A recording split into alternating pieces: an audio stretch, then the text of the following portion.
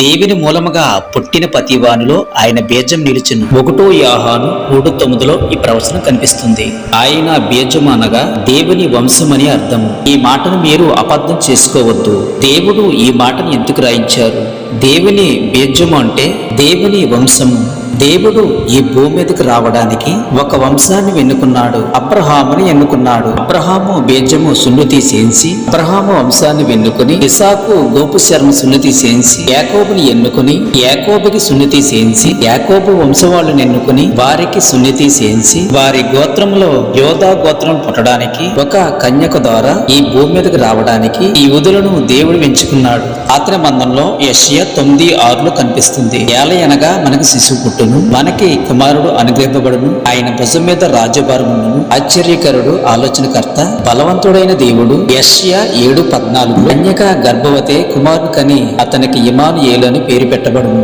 ఇదే ప్రవచనం మన కొత్త నిబంధనలో కనిపిస్తుంది. మత్తయి 1:22 ఇదిగో కన్యక గర్భవతే కుమారుని కనును, ఆయనకు ఇమ్మానుయేలు అని పేరు పెట్టబడును.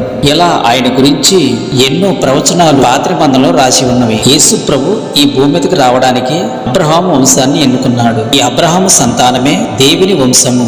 అబ్రహాము దేవుని బీజము. అతని సున్నతి ద్వారా దేవుడు అతన్ని ఏర్పరుచుకున్నాడు. మీకు లోతుగా అర్థం అవ్వాలంటే ఇది మీకు వివరిస్తాను, వినండి. అబ్రహాము నుండి దావీదు వరకు, దావీదు నుండి యాకోబు కుమారుడైన యేసేపు వరకు దేవుడు ఈ లోకానికి రావడానికి ఒక వంశాన్ని నిర్మించుకున్నాడు. వారి పేర్లు దేవుడు రాయించాడు. మత్తయి 1:1 అబ్రహాము కుమారుడకు దావీదు కుమారుడైన యేసుక్రీస్తు వంశవాడి. అబ్రహాము ఇసాకును కనెను, ఇసాకు యాకోబును కనెను, యాకోబు యోధాను కనెను, అతని అన్నదమ్ములను కనెను. యోధా తామారునందు ఏరేసును జేరాహును కనెను, ఏరేసు ఏమును కనెను, ఎస్రాము ఆరామును కనెను.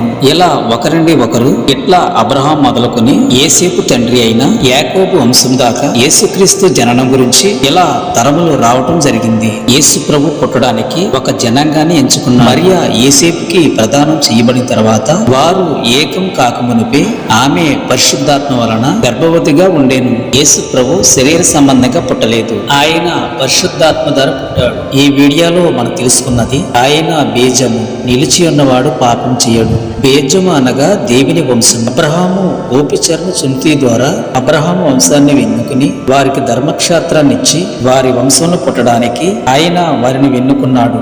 God bless you. మళ్ళీ వచ్చి వీడియో కలుసుకుందాం.